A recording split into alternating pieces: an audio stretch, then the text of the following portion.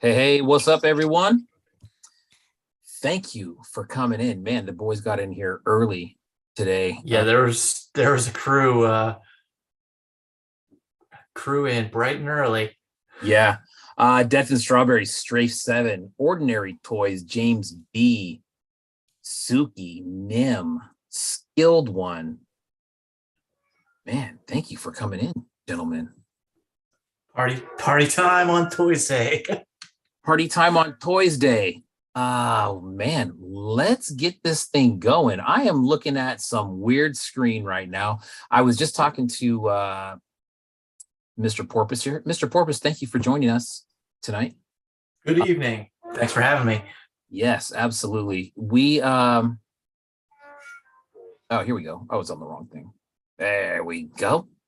Brett was asking before about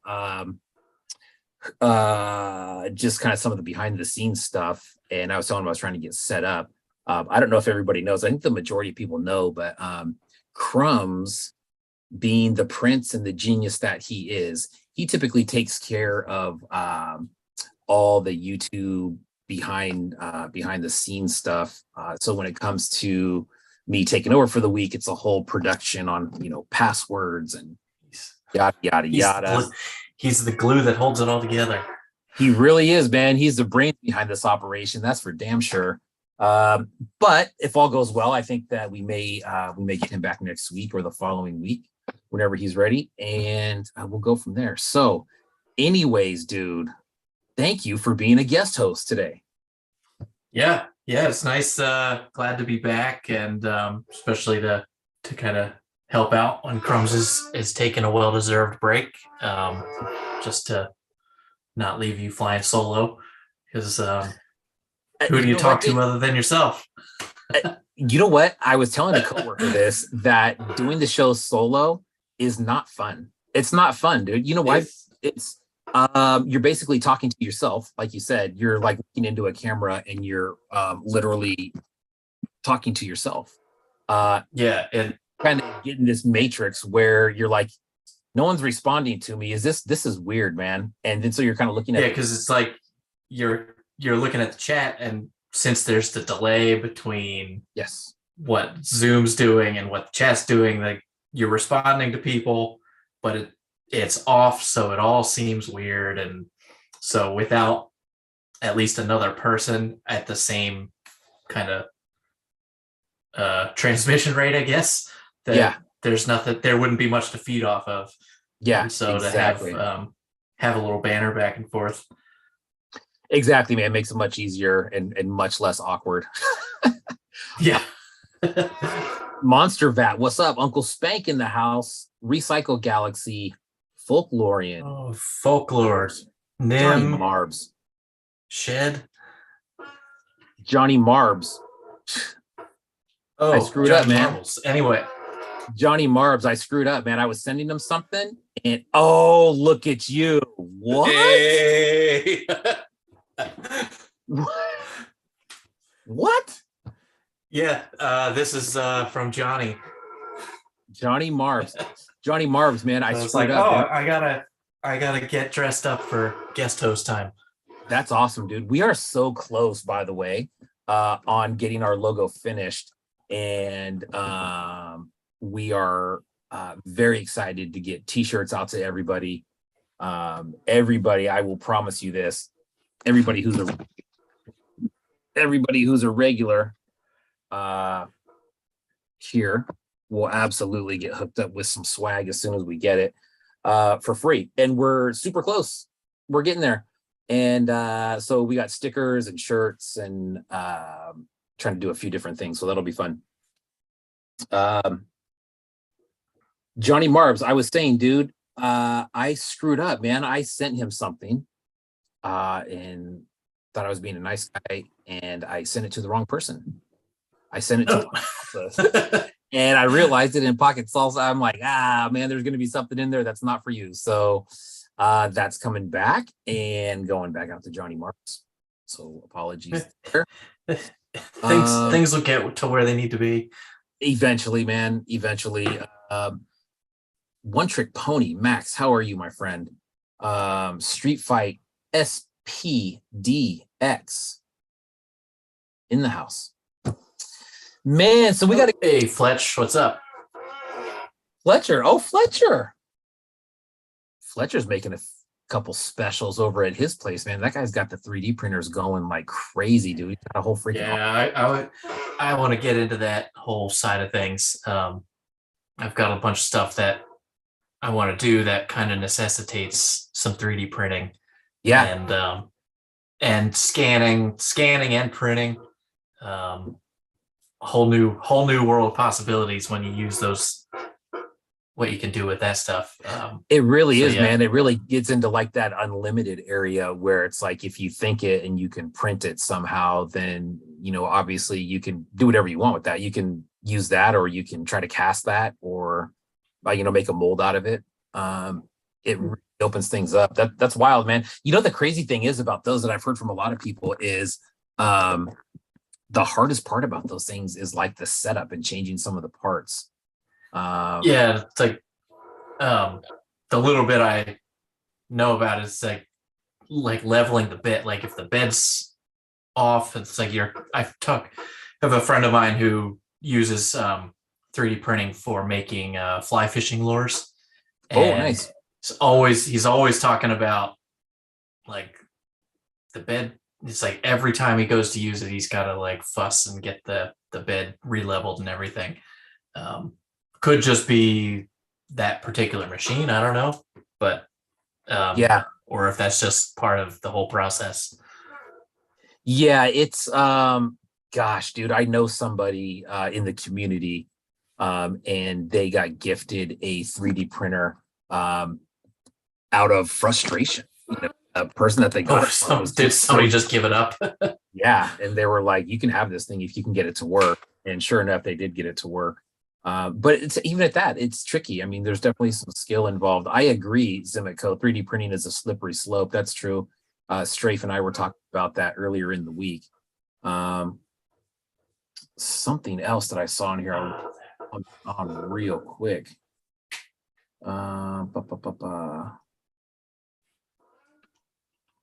I don't know. Anyways, Dr. Ease. Ooh, that guy. New logo I saw, and also got a couple items. Oh yeah, I saw that. I saw that today too. Yeah, definitely a couple items in the store. Dude, one thing that I realized that I don't think I did last week. I don't think I'll do it this week, just because I'm kind of stupid like that. Is Crumbs always brings up the other accounts, like when we're talking about it, he screen shares, and I think I can screen share here. But this particular computer, I cannot access Instagram on it. So yeah, I don't. It's we'll have to wait for that next week. But Dr. East, he is on my list of places to check out. Titty Bean in the house. What's going on, dude? Hey, what's up? Let's just go real quick. Let's talk about what we're gonna do on the show tonight. Tonight's gonna be a good show. We are going to unbox a few things. We're going to talk to Porp about what's coming up for Assembly Required. We're going to do a little tour of a couple areas of the room here, and then we're going to do a giveaway. We got that NRH giveaway.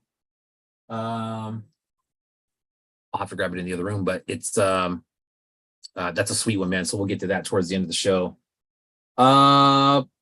Any news, man? The only news I really had is we are right on. You would know better than anybody. We are right around the corner from Assembly Required. Yeah, it's getting to crunch time. It sure is, man. Oh. It's now that is the 3rd, 4th, and 5th, right? Or no, I'm sorry, 4th. Yeah. 4th and 5th, yeah. 4th and 5th, yeah. So that's right around the corner. But looking forward to that, man. That Assembly Required has actually done a really good job of keeping that page updated, and then doing. Yeah, it's like I'm seeing stuff from them a couple times a day, every day, come through. So yeah, they're doing a great job at kind of keeping things fresh in the feed on like everybody who's gonna be there. So yeah. And I think that's important, man. I think, I was talking to Lab 9. I think it was during the F is for Frankenstein show, and they were kind of he was talking about just what we were just talking about is kind of keeping things fresh and moving. And I think they're doing a really good job of that. I keep seeing those artist feature videos. Those are really cool. Some of those guys I'm not super familiar with, but it'll be a good time, man. Suki, yeah, I can't wait to see everybody up in Asheville. That's gonna be really fun. I didn't really have any other news besides that. The only other news that I have is you and I were just talking about it before the show, man. It's kind of some sad news. Dingy Dave's dad passed away. And I know that there's a GoFundMe that I just saw. So if you're interested in helping him out, hit up Dingy Dave's GoFundMe. It's on his page. Also, Pocket Salsa was working on something for Dingy Dave. If you're interested in that, reach out to Pocket Salsa directly. He will have more details for you. But that being said, feel for you, Dingy Dave. It's a tough one, man. We hope you get through it, dude.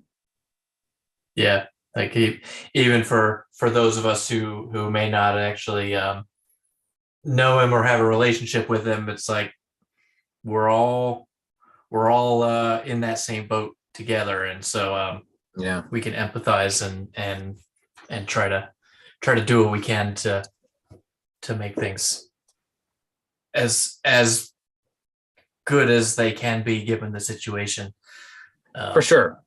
And that's something that Crumbs and I were talking about over the last few days, was just kind of the community and how it develops into stuff that's obviously more than toys. I mean, we always talk about more than toys, but this is a really good example of kind of really leaning into a place when you're maybe not in such a good place, and just kind of hanging out and talking with friends and just getting some support, maybe just taking your mind off that situation completely and focusing on toys or the scene, whatever it is. So like you said, like just to do something just completely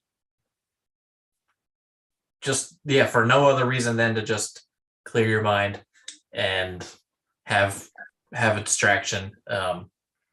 It's like not to get too deep into it, but it's like I have a friend going through something right now, and big thing is just got to stay happy.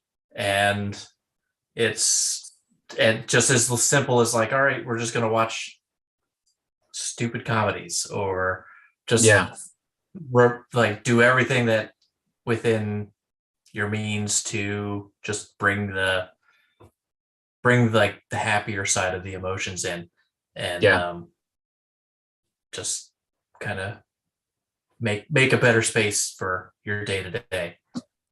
Absolutely, man. Pocket Salsa, he said, please do reach out. And I agree, dude. I think, one of my favorite quotes of all time is, the problem isn't the problem, right? How you deal with the problem is the problem. So, and that's kind of how we get through everything is, we try to get through it. Stuff's going to happen, and that's not the problem. The problem is how we react to that. So anyways, let's try to make it as easy for Dingy Dave as possible. GoFundMe or hit up Pocket Salsa. Carolina Cool Cat, what's up, dog? See what I did there? Carolina Cool Cat, what's up, dog? Anyway. Hey, I'm tired. All right, dude, let's jump right in. So let's do a couple unboxings. And then we will jump in and talk more with you. I do have a couple unboxings. Strafe 7, you lucky dog.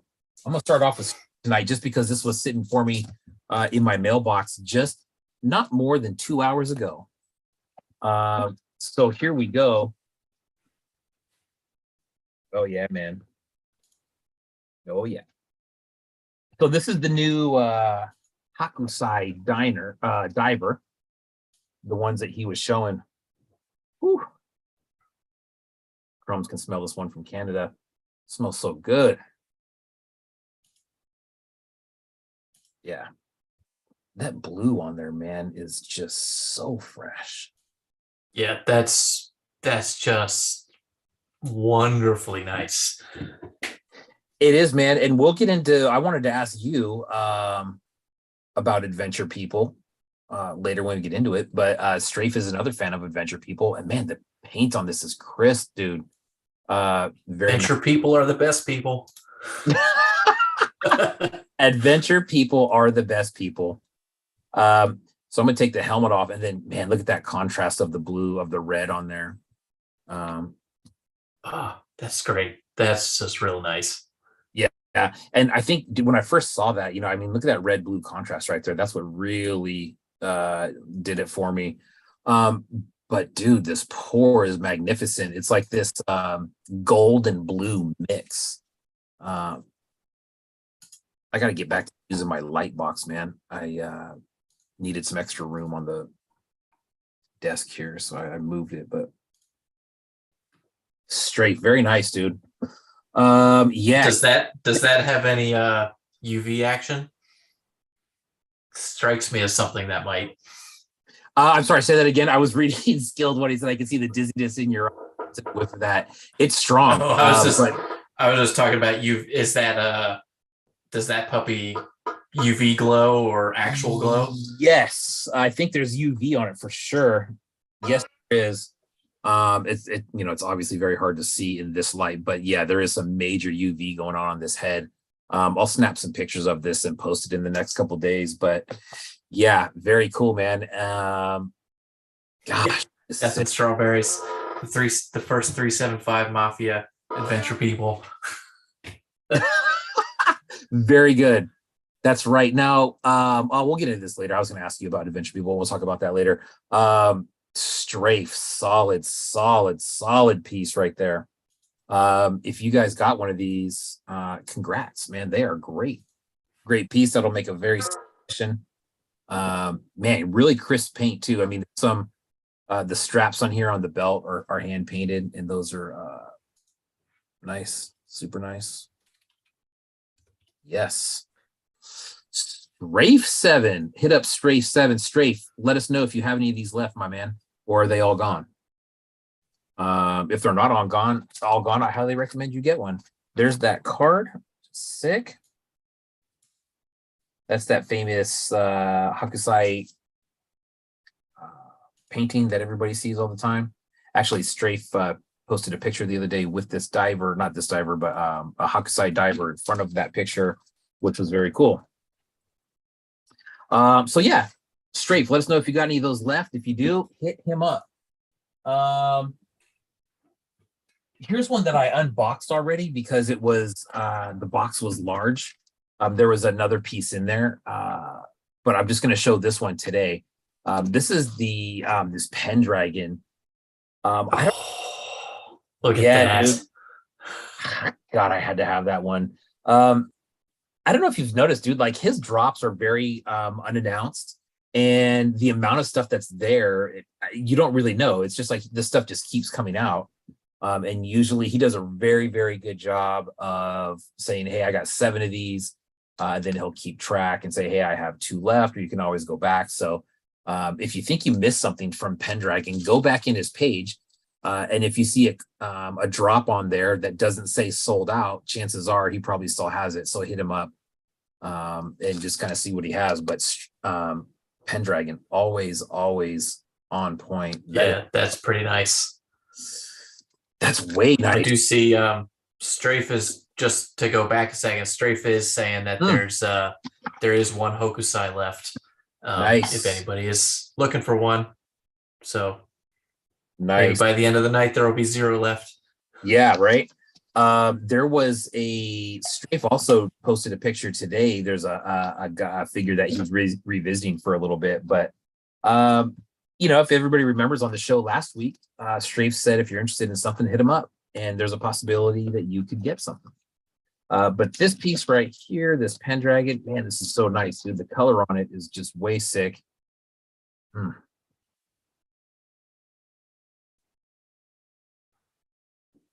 Yeah, and just like that tiny bit of translucency to let the light through. Yeah, absolutely. I have a couple batteries that are the same way, where the wings are a little transparent like that.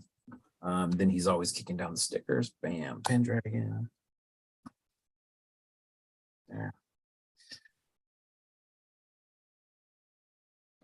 Pendragon, hit him up. Might be someone left, might not be. Man, those are dope. Very, very cool. All right, we're gonna get through two more unboxings real quick, and then that way we can just kind of stay on track with all our other stuff.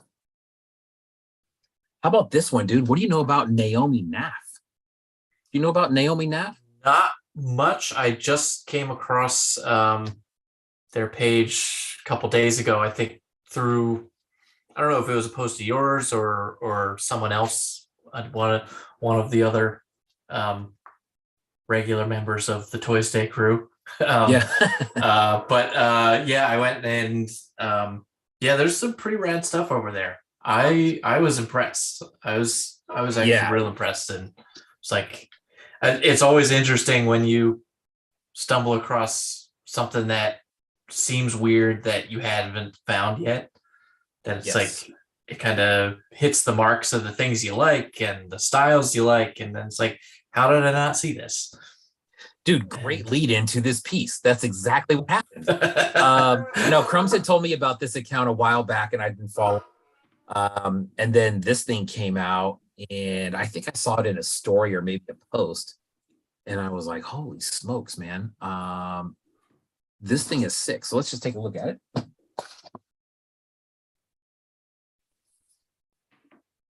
Very cool. There's a whole booklet that came with this. It's the Krakatoa is what it is. And I mean, this is like seriously a whole, it's like a story. It's almost like a children's book of stuff saying what this character. Oh, nice. Yeah, very cool. And then this is the piece here. Now, I was surprised at this because I'm gonna see how. So this thing is, let's say 7.5 inches, 7.5 inches tall. But check that thing out. Solid resin, 7 inches solid resin. The paint on that thing is what really got me. This is a one-off. I believe there was 2 of these. The other one, it almost looks like glass. It does. Good point. It does look like glass. It feels very smooth.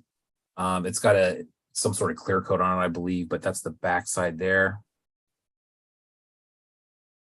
But the more you look at it, man, you can see how much actual paint work went into there.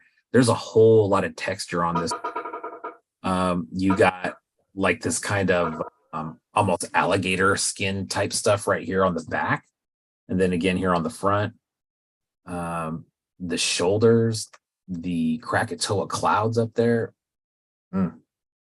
That's a good one. Naomi Knaff. Knaff is the last name on that one. Check that account out. Some really rad stuff. Like I said, this thing's about 7 inches. And this is, it is solid. Little NK at the bottom there. You can't really see that. But holy smokes, man, it's a rad one. Naomi Knaff. This one's going to look good on display. Very cool. Skilled one. That is art. I agree 100%.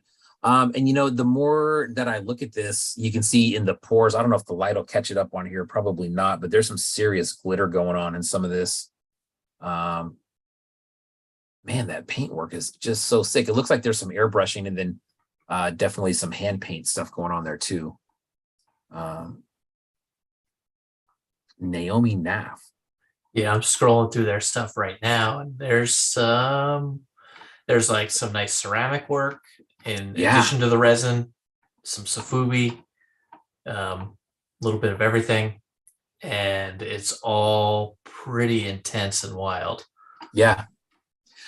The paint on this thing, man, is, gosh, I'm looking at like the hand painted details, just like on the clothing there. Oh man, that's nuts. Really cool. Naomi Knaff, check it out. And again, here's the story of this figure, the Krakatoa figure. And it is a, are you laughing at skilled ones? Yeah, I can't help it. Can't help it. Dude, that's a funny thing, right? It's funny to be doing the show, then you look at this stuff and like, oh man, you want to laugh and jump in so bad, and sometimes you just gotta smile and just let it pass. But it's yeah, Naomi Knaff, check this out.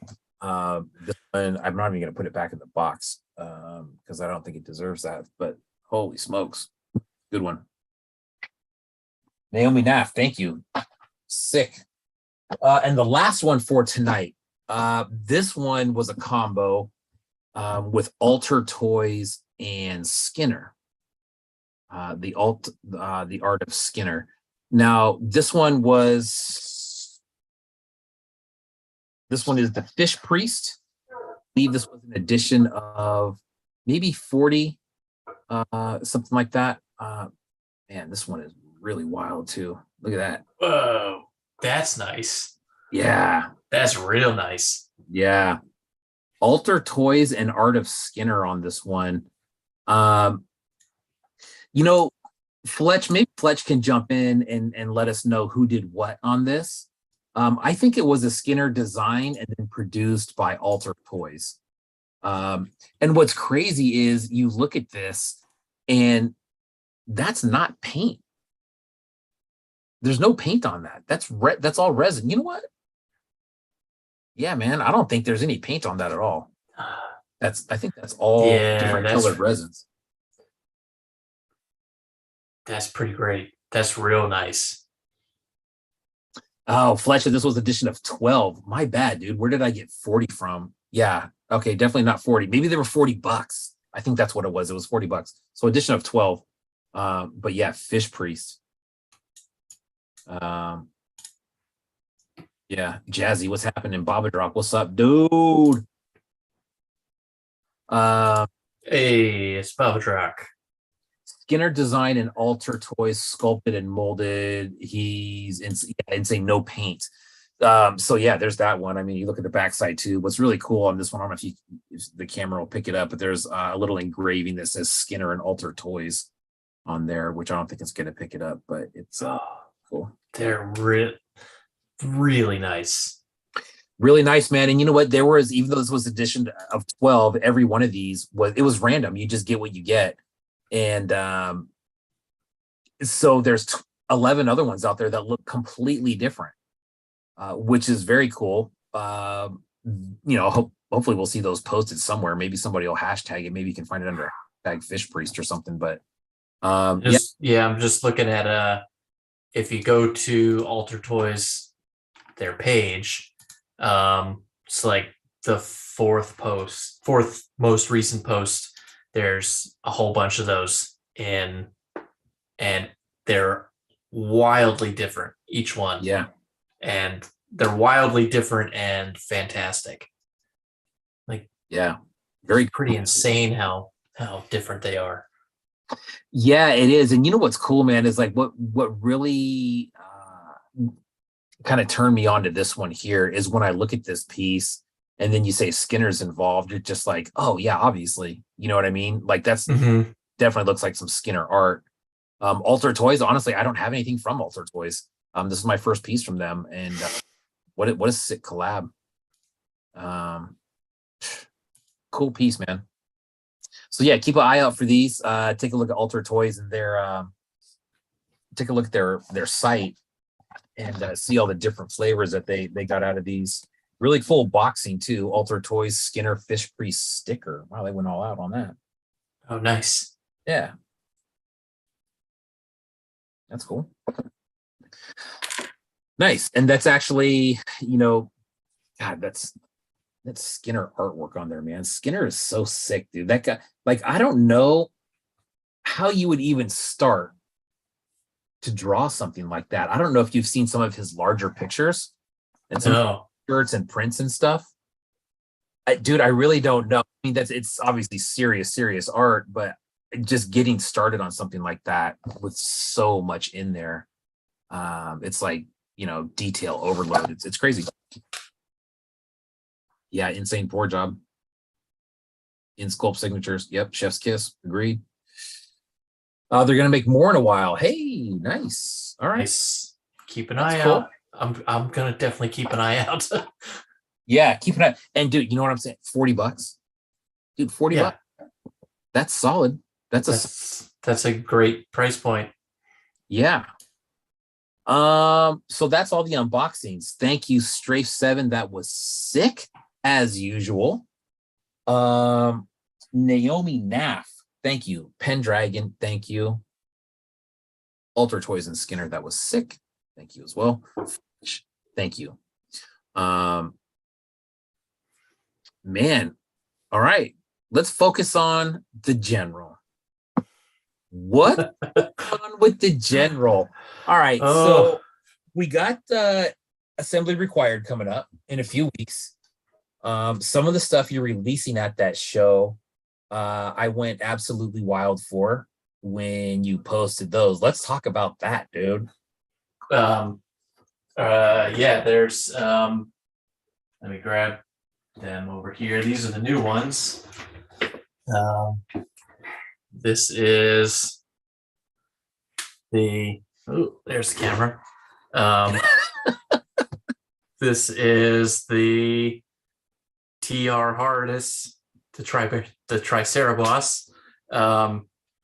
That they're these two colorways I'm gonna have there. And yeah, this is a very long time coming, this little project.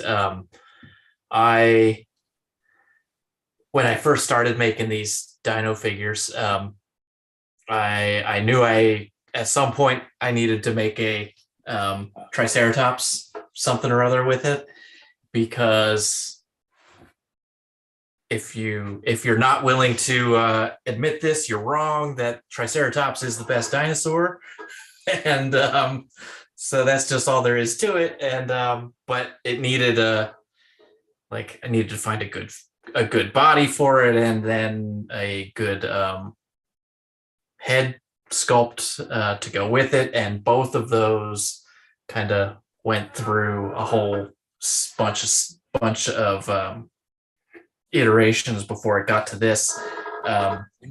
Like the first, like it kind of is built on BP Richfield from Dinosaurs, that old 90s sitcom. Yeah, right. It was not a Triceratops. He was something else.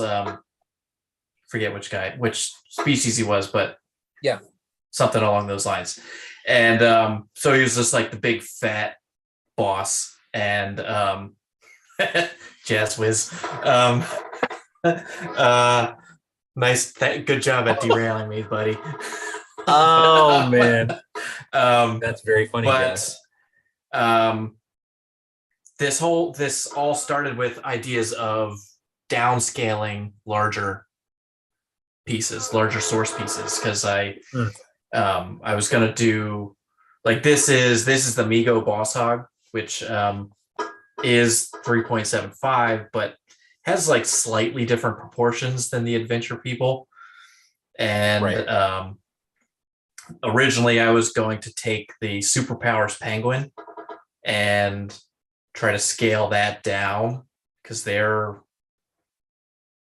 4.5 or 5-inch figures, so they're a little bit too big to go in scale with the other ones that I've done. And I eventually decided that shrinking the head and the body was too much to do. So I went with the Boss Hog for the body, and I spent literally months looking for a in scale Triceratops figure that had an interesting head sculpt that I wanted to use for this, and there just isn't any. When you get down to that size, they're all either just real boring sculpts or like hatchlings, so they're somewhat featureless.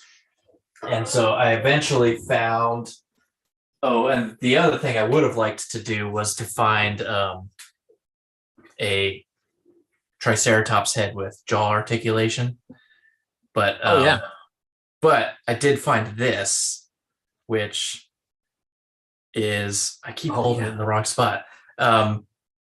this thing is huge comparatively. Yeah. But Yeah, sure. this facial expression, I just fell in love with it. And I tried the silicone mold shrink method, and it worked, sort of.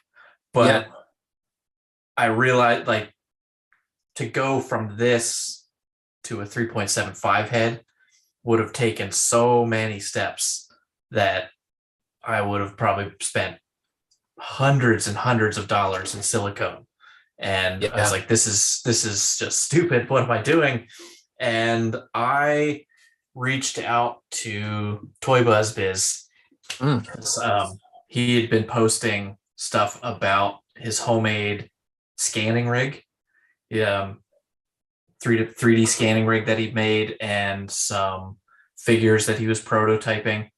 And so this is all put back together, but I chopped this head off and mailed it to him, and he did some scaling and a little bit of manipulation on it, and sent me back like a master that then I just fussed with the peg, the Adventure Person peg, a little bit, and got this. And the detail on it, it's going to be hard to see in this, but but the detail on it is amazing. Like I can't stress how pleased I am with how this turned out, and I would not have gotten it to this point without that help from him. And it's also kind of showed me just like there's so much that can be done if you throw some 3D printing into the mix. Like I've had some conversations with some friends of mine, and they are like 3D printing is going to kill mold making. And it's like, well, I don't agree, but even if it did, I feel like it's the end result is like the final product is what matters. Yeah. And so it's like, however you're getting to that final product, you do what you have to do to get there, and you're foolish if there's a tool that is going to do exactly what you want to do, you're foolish for not doing it. Like there's no need to like bluster about purity of the art or whatever. It's like, no, just get it done. And this got done, and I couldn't be happier with how it turned out. So it looks great, dude. I cannot believe that head came from that larger piece. That's crazy. It's probably 5-6 times size difference, if not more. And like all the details there, it's like I just can't. I'm just thrilled with how it turned out. And and then I figured that original Boss Hog has the stogie in his hand, so it's like this guy needs it. So it's a separate cast for the tiny little stick of cigar. And I found these they're not actually Ninja Turtles, they're Ninja Turtles from D&D. Nice. That I borrowed some hands and feet off of to make some dinosaur adjacent feet, so that it was like, these don't really lend themselves to holding a cigar, so just had to take some liberties with it. So it got to where it is, but it's given me ideas as to some other things that I could do if I get myself set up with some sort of scanning and printing apparatus. That I would still, for what I want to do, I would still mold and cast the final product, but being able to make the master parts that I think it would just open up a whole new door of things to work with. Yeah, so, absolutely. So man. so yeah, there's going to be I don't know, 5 or so of each of these colors there. Nice. 5 black, 5 white. 5 black, 5 white. Nice. More if I have time to make them between now and then. I've got a lot of. I literally spent all day today just cutting and trimming. You can see like this table's just full of stuff that I'm just. This is just trimming from today. Wow. So now tomorrow I'll clear coat things and then start painting, and then move on. If I don't know, we'll see how long it all takes. But yeah, there's gonna be the Triceratops. There's gonna be the plesiosaur divers. This is all gonna be at assembly required? Yes. These will be there.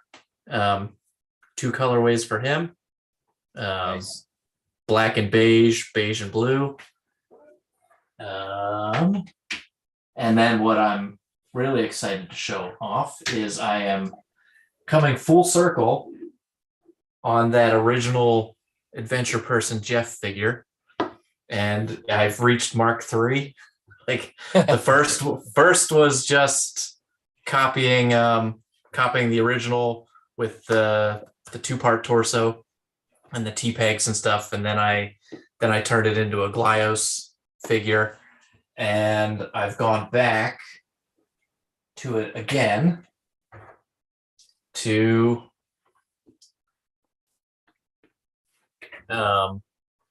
I've made a 1-piece set of legs with a waist articulation, and so I'm sacrificing the leg articulation to give it waist, and the shoes are separate so that they'll just there won't be any articulation there. They're just going to be glued in because it's at an angle. So I was messing around with it and that gets too fussy. And but yeah, I like that with just the waist articulation instead of the legs. You can get a nice solid base for your legs and just leave them. And so they always stand. And doing the same for the old the Clever Girl figure. Clever Girl, nice. That just a static pair of legs with the waist articulation. Yeah. And a new skirt mold. Nice. I had to make this out of Super Sculpey, and just because this little change I made, the original skirt didn't really work anymore, so it's got this new. It's nothing fancy, just a new skirt mold. So yeah, new versions of Clever Girl and the Do You Thinkysaurus. Then the pilot that never saw a release. I think I did that over the summer, and just there are a few out there, but I'll actually have a batch of those for people to get if they want them. The pilots, yeah. I saw a couple in E2K store. Yes. Yeah, there are 2, 3. I don't know. There's a few at E2K, and then a small handful out in the wild. I think that just from some direct contacting between some people, and because I was originally going to do a drop of those this fall to sort of fund supplies for assembly required. And then I was sick, the kids were sick, and like all of October was lost. And so things just didn't happen. And it's like, all right, that's just going to get wrapped into assembly required with everything else. Yeah. So, there you go. So yeah, so that's 5 dinos with 2 colors each. That, wow. That, man.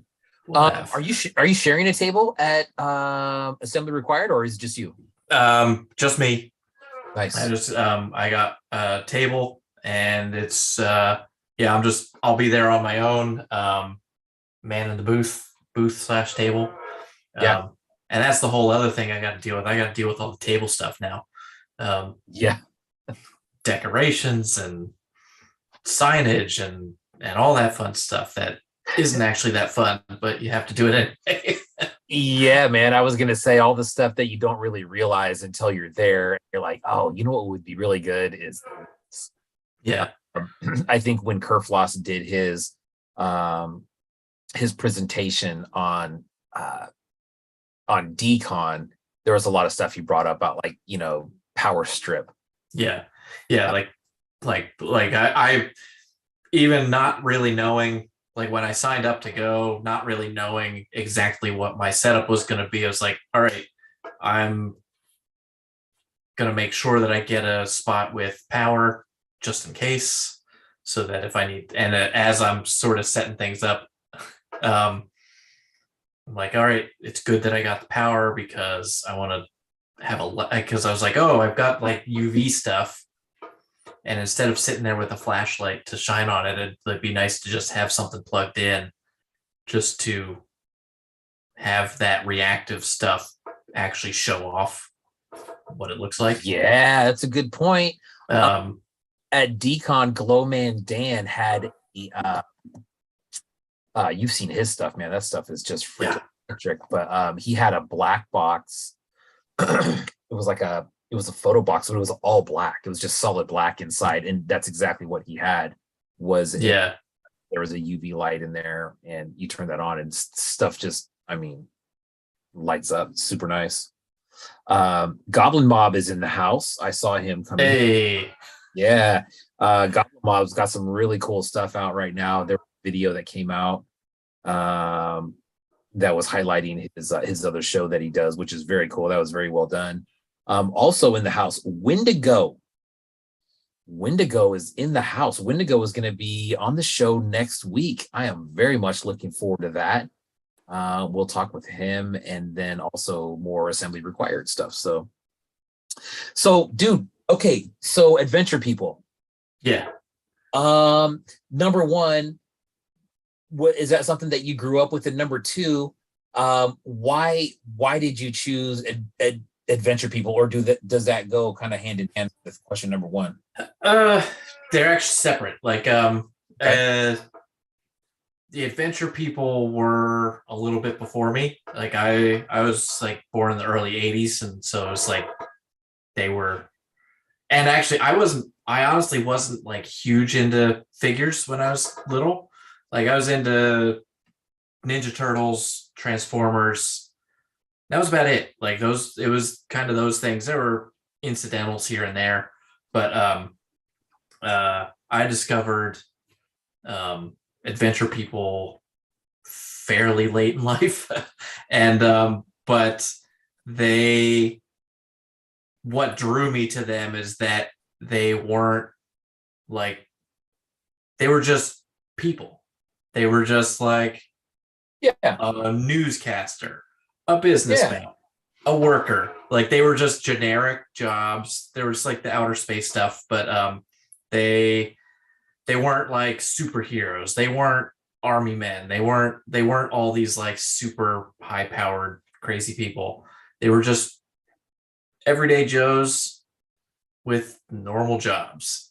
And they that is, I was like, that's really, even now with all the stuff that's made, with all the different licenses and all the different things that these companies are putting out, that's still not something, that's a niche that's still not really filled, is just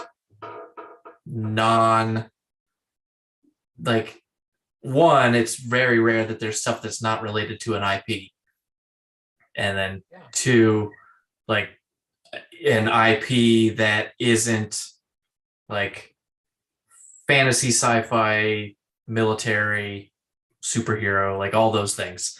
And so it's like it's a niche that was filled for like this brief period of time, that and plus like that neck, the ball neck, I like it gives like there's a little more personality, I guess is the best way to put it, to the figure, where Agreed. instead of just rotating like this, like they rotate and they can tip, and like there's just like this, there's just like a little more pizzazz, like a light dose of pizzazz to them. Dude, you're right, man. And even when like, you're taking the stuff, it's the difference between, you get a character who just, do this versus a character that can like put his neck down and do that. It almost gives you a whole different look. Yeah. Because like it changes like the demeanor, like even just like this guy here, just as he's sitting in front of me, that it's like, okay, I can turn him side to side, but he can like just, it doesn't take much, just like that little like they can like cock their head like, yo, what the fuck's up? For sure. Like, there's just like they can convey more emotion with that extra direction. And yes, and so, exactly. Yes, Strafe said it right there again. More emotion. That that's what it's all about. Is that like, and so that's why I took this Boss Hog, which is just this traditional T-peg left right, and I think I might even have it here. Do you have this on your Mego on the Mego Boss Hog that you have? Do you have the hat for that? I do not. That was yeah, I've got it fairly cheap without a hat. Because I was like, I don't know how I'm gonna make this cowboy hat fit on a Triceratops head anyway. So it's like, yeah, I got this for $5 versus like, I don't know, $40-$50 to get it with the hat. Excuse me. Absolutely. But yeah, I did like a dump mold cast of the whole body, and then chopped the torso off and just hollowed out the inside to make room for that adventure person. Yeah, that ball joint. That adventure person ball joint. Yeah. And but yeah, it's if I had my way, this Triceratops would be another adventure person, but there wasn't one that was like the boss man. And so I figured, I was like, all right, I'll just have to make my own adventure person. Yeah, and you know what, man? I never had adventure people when I was a kid. I was born in 79, and I think that was kind of towards the tail end. Correct me if I'm wrong. Is that I don't really, the timeline of adventure people? Yeah, I don't know how long they lasted, but a lot of them are I think I've seen 1974 on a lot of them. Okay. So like mid-70s mid-70s. Yeah. I think I went right into Star Wars. I mean, that was right about the time Star Wars was coming around. But interesting, man, about the adventure people. I noticed some a few people using adventure people, and they're always super good, man. They always operate really well. Always really good balance on them, man. I like how the feet are kind of blocked out a little bit. Yeah, they kind of have like a wide stance where they they just kind of plant themselves on the table, and they don't tip very well. Even that original Carol with her high heels, she sits real nicely.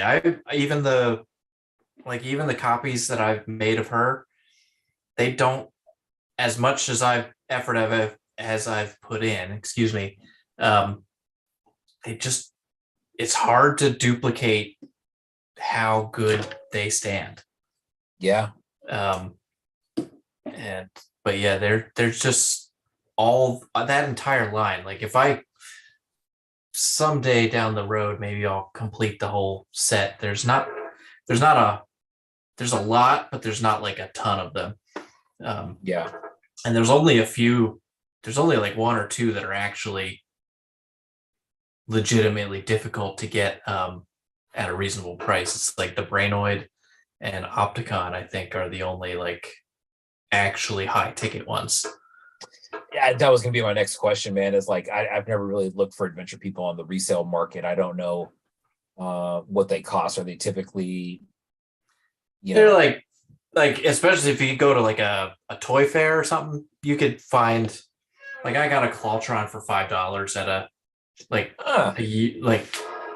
they go for like $5 to $20 depending on what they are. Yeah. But then like that, I've never seen an Opticon for sale, and I've seen Brainoid fairly regularly, but it's like 60 plus and they're usually beat with like a clouded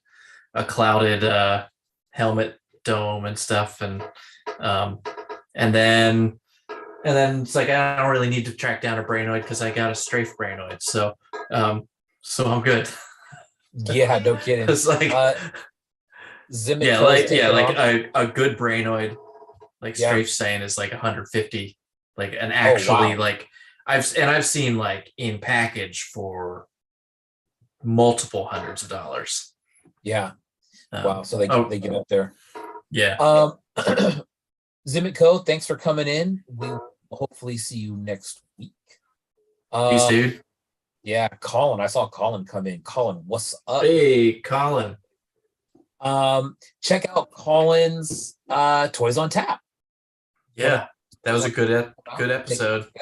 Yeah. Talk about the Kawakian Warrior and some of these other pieces, man. That new cowboy that he came out with. Sick, dude. Yes. There we go. Yeah. I love this thing. Looking at him. This thing's fantastic. Yeah.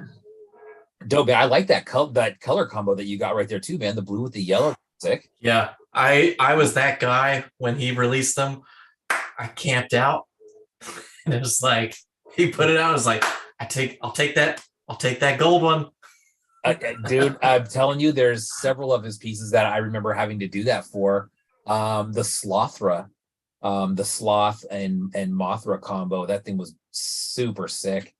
That double-sided piece. But back to adventure people, man. You know what? You're right. Where it was kind of like a niche thing, but it's always I don't know how to put that, man. I think you did a very good job when you said they're just ordinary people, and that's kind of the allure of these, is that they're ordinary people. And then I'm trying to relate it to something that I saw recently within the last couple of years, especially with like healthcare workers, right? It was like you start seeing these characters where it's just like male healthcare worker, female healthcare worker, but it doesn't seem like they ever caught on. You know, you can sometimes find those things at the dollar store now, and it's interesting how it went from, like, now, if you think about it, there's not a whole lot of just regular Joe characters. Yeah. Like you browse through like Big Bad Toy Store or something and like look at all the new stuff. And it's like, and I'm not saying none of it's bad. Like it's all stuff that I love, but it's like, it's all something else. It's like, there's no just guy off the street. Yeah. It's like and it's weird. What is that, man? Guy off the street isn't exciting, I guess, right? Maybe if you yeah. Take that guy off the street, give him a sword. Yeah, right. You give him a little concealed carry like license or something. Yeah. Give him a gun. I don't know. Yeah, that's it's interesting, but there are great figures, man. I do have some of Strafe stuff sitting right here. Colin said that he got one of the Strafe Skellies. But yeah, just really well done, man. It seems like they really thought that out for being, mid 70s. And like there's such a variety, like the variety within them, despite being just average Sally, average Joe kind of stuff. It's like, looking at I don't even have that many on the shelf, but just in that small handful, there's a lot of variety there in terms of like the body shapes. And like, it's like Jeff, the news guy that I've been using for these things. It's like, how often do you see just an average dumpy, slightly overweight guy that's like, oh, we can all relate to that. It's like, oh, not every action figure has got to be this ripped dude with a 12-pack. Right. Or a character in general, right? Like, just that it's not a character. Yeah, it just can be a regular guy. But I get it, man. You know, I think a lot of this stuff is geared towards a younger generation where they don't give a shit about regular people. You know, they want something that's going to catch their eye. So now let's talk about like toy making in general, man. And I apologize if we have talked about this before. Kind of like the whole toy making scene, man. I think there's probably a lot of people in the room that were not in the room at the beginning. And maybe they missed that. But what got you into toy making, man? Always been a collector? Not really. Like, honestly, not really. Like, there was stuff I was always interested in. Like, I have very little, if anything, from my childhood left over. Like, I think that's probably a refrain familiar to a lot of people, that it's like, all right, you had stuff, you got rid of it or lost it for whatever reason and moved on to other things. And I messed around a little bit back in college trying to make some stuff. I was trying to do, it's actually, there's one piece of it right here. I never finished it. This is almost 20 years old now.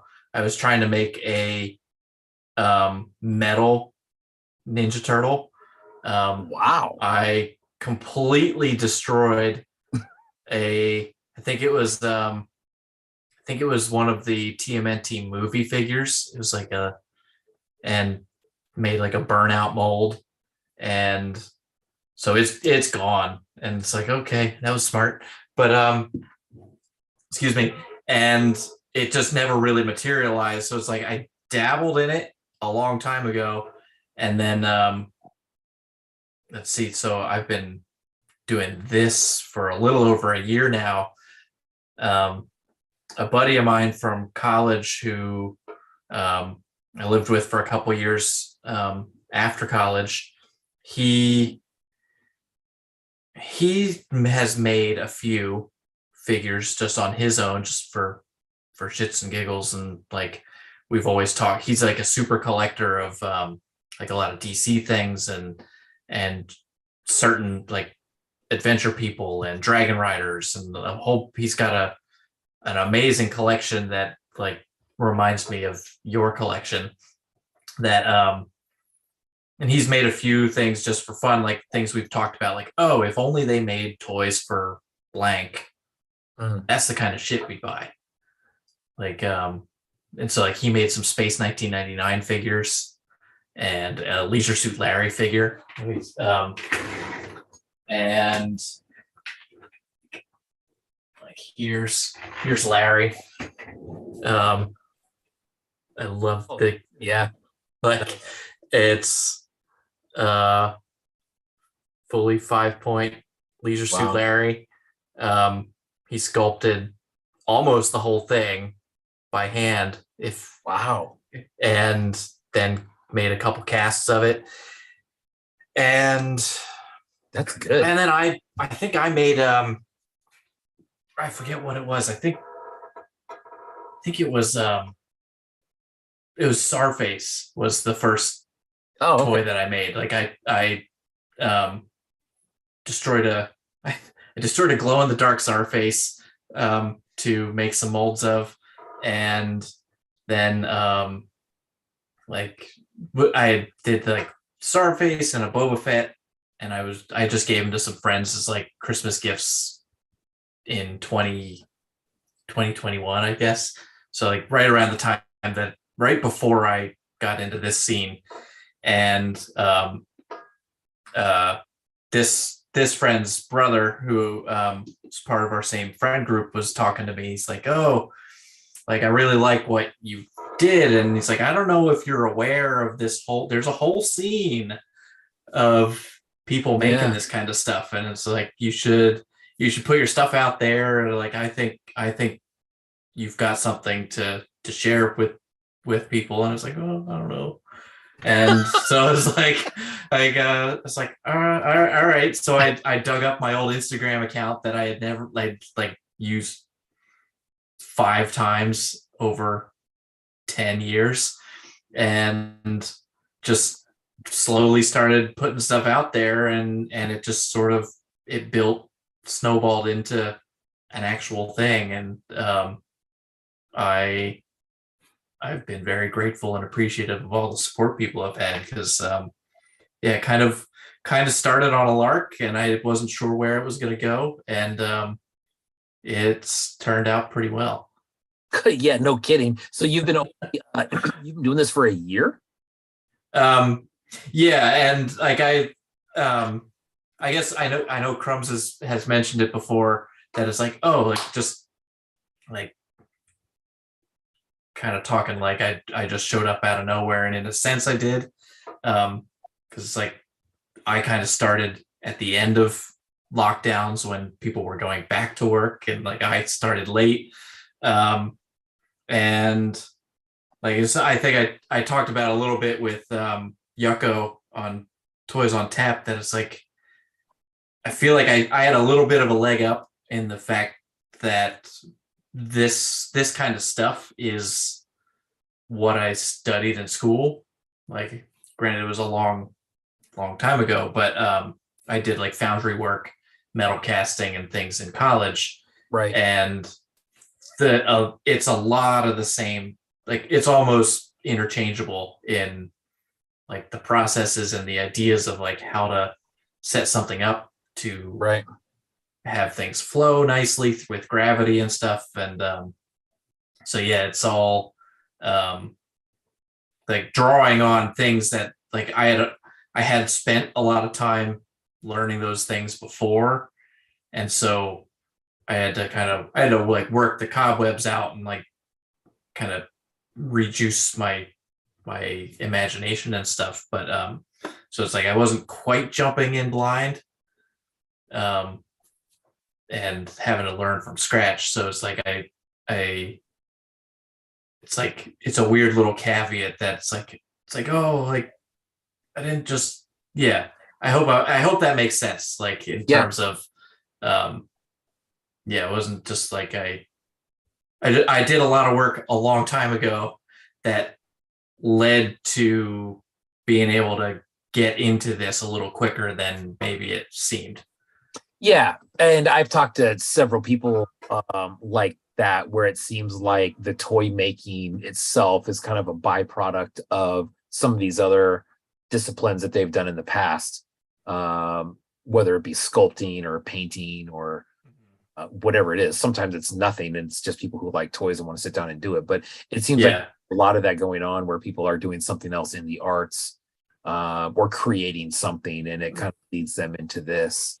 And then again, man, there's so many people out there that do so many different things, right? There's like guys that make toys, but they also paint, and they also all these other incredible things, man. So it's just that's very cool. Colin says, I recall practically begging General to sell me a piece. There's a fun little story. Colin's actually the first person who didn't know me in real life who got a piece of mine. Wow. Yeah. That's cool. He I forget what it was. Was it a Max? Was it one of the working stiffs, I think? That yeah, we had like a nice back and forth conversation. And we talked about a bunch of stuff, and but yeah, Colin was the first person who didn't know me as me, who just knew me as Porpoise. So he's got the first like general Porpoise piece. Wow, that's cool, man. I love it when that happens, dude. I love it when you reach out to somebody who hasn't sold anything yet, and they're like, "You want to buy it from me?" I'm like, "Yeah." Like, that is for sale, right? Yeah. Oh, sure, it was just like it was like, yeah, this is great. And it was like, and like that was, and then like I did like the PSKs, like, and that was a tough one because it was like I glyosed that out, but then I was like, I didn't want to do too much with it because other than the articulation, it really was just a copy of someone else's piece. Yeah. And not like, I think I'm sure a lot of people would be in this same boat where it's like there's a different line between just making a straight up copy of a G.I. Joe or some Hasbro thing than like someone else who is creating things. Yeah. Like Peter's like, that's a whole process that he worked on to make that, like, to get that to where it was. And it's like, as much as I liked that piece, I was like, I did what I did, and it was like, that's like the mold died. And I was like, I'm not going to do that again. Like, just because it's like, that's someone else. That's like another creator's thing. And you did. They're so good though. Like I love them, but it's like so good. Yeah. So you did do something a little bit different though, right? You added there. Now there was a Lego piece, I believe, on the saber, right? And then or was that because that was something different because I couldn't figure out how to make that retractable saber. So I filled that part of the arm in and just like fussed the hand a little bit so that it could grasp like more like coming across the body like this way. Yeah. And so yeah, it was like slightly altered, but I felt like it wasn't altered enough to really be like, hey, check out this cool general purpose piece. Yeah. And but it was another like kind of getting my feet wet kind of thing in terms of like that's the piece I used to like figure out how to take an existing figure and turn it into a glyos, which is like what I'm doing for all these now. It's like other than the head, everything I'm doing is glyos, as long as it works. So because it's like like everything is articulated with the glyos. These feet are not, but excuse me, because I like that idea of that extra articulation, and it wasn't as much as the articulation is a nice little thing about these pieces. That wasn't the reason I did it. The reason I did it was so that these figures would be broken down into more parts that could be tinted. See you, Johnny. Thanks for the shirt, man. Johnny Marbs. Thank you for coming in, dude. And but yeah, to like break them down into as many pieces as is feasible so that the resin could be tinted in the appropriate color, then put together, and then like, okay, if it needs a little paint here, a little paint there, then you kind of spiff it up. But doing it that way rather than casting the whole thing in one color and then painting everything. Right. Which like and painting is a whole thing. I've talked to a lot of people about this where it's like I do and I don't like painting. It's like the act of doing it's kind of relaxing and stuff. I did a lot of mini painting for D&D that like but it's also very frustrating because it's just one more thing that can like, for lack of a better term, like go wrong or wear out on a piece. That paint can wear off, paint can chip, paint, like, especially if you're shipping something to somebody. Yeah. It's like, I remember like those first Clever Girls I did and sent to people, I was like, oh my God, what if it gets there and like, the paint chipped off, like shit. Yeah, for sure. But yeah, then like so yeah, it's almost for a more like ease of mind for me to like, okay, less paint. It's like one slightly less to worry about. Yeah, no kidding. You're right, man. That's a whole nother thing. Painting, which it even, blows me away even more when you get a killer piece from somebody that's got like a crazy pour on it, and then it's got the paint on top of that. Yeah. Definitely a lot going on there. PD Roughneck, that's a new one. I believe I saw him last week. What's up, dude? Thanks for coming back. When you yeah. Yes. So, dude, good point, Fletch. The neon pours that you got going on, dude. I have where did I put that guy?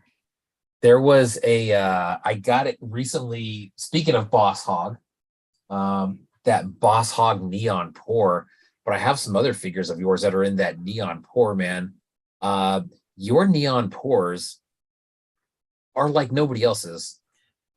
There will be some of those at Assembly Required too.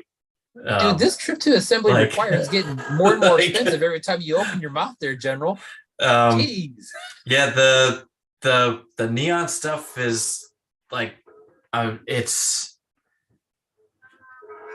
just really like, it's just so much it's weird. It's just fun to like, it's kind of like you're playing chemist while you're pouring things. It's like mix up like 6 different colors and just pouring them in real quick so that they kind of swirl a little bit and mix together. Oh, nice find. Wow, super. Just grabbed a Brainoid for 60. Wow. I'm still kicking myself. A couple weeks ago, there was one, like I got the notification. I have it on my eBay watch list for like Brainoid, and it popped up like I got a notification, and there was a Brainoid for sale for $40. I was like, click on it, and it was gone. Of course. It's like, it's like, son of a bitch. Yeah, no kidding, man. It always happens. You know what's, I didn't realize, I've ran into a lot of people that have alerts set for just sometimes dozens of things on eBay, and when something comes up, those are the guys that are jumping on those things right away.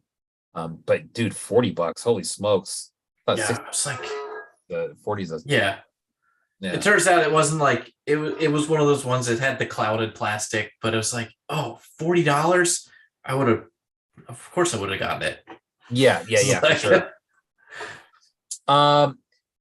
So we got, man, Assembly Requires coming up in 3 weeks, something like that. Yes, I think 3 weeks. Yeah, 3 weeks. 3 weeks. Drive down 3 weeks from tomorrow. Nice. So you got that coming up, and then you got anything on the horizon after that? Yes. There's a piece I'm working on for another online show that is, as far as I know, is not officially announced yet. So it's sort of under wraps, but I can say that these Astro Zombies, that's why I have these molds. Nice. Is I needed a part from this, and so I cast the whole thing. Dude, I was hoping, I didn't know what you were going to do with that, and I didn't know if it was just one that you just, when you mentioned you're going to cast it, I was like, oh, I'll give like a quick little if I know Wendigo's familiar with this one, but the Kenner Skin Man, that, so got torso from that, that like computer panel from the Astro Zombie. That's literally all I wanted, was just the panel. That's cool, man. That it's gonna go on top there. And nice. Strafe hooked me up with this little Brainoid cast. Nice. And if I can do it, everything's a little fussy. It's all in the early stages. Yeah. But yeah, so got the Oh, wow. beginnings of something over here that Nice. working on that. And I think Jimmy Folklore and I are gonna try to do another the next Broid. Yeah. So there's the one we did for Decon, and then I guess DK Econ is coming up. And when is that? I want to say March. Okay, dang, that got up here quick. Yeah. So but I am looking forward. I'm looking forward to Assembly Required for multiple reasons. One is to go and like meet a bunch of people in person and have a good time and see what everybody's doing, but also take a little break. I am slightly like about things. Yeah. And so it'll be nice to kind of pump the brakes a little bit. And then just like I've got those are really the only two things beyond that are definitely happening. That's like, it'll be nice to kind of ease back a little bit and work on like one or two things at a time, rather than like, let me get all this shit together for one thing. Yeah, man. That show that you're talking about in February, you're right. I don't think it's been officially released yet. That's going to be a killer show. Straight. Yeah. I'm very excited for this piece, and like I'd show more about it, but it's like, because there's something else going on with it that I'm like super excited about. But I was like, I'll just sit on the rest of it for a little bit until I get it all figured out.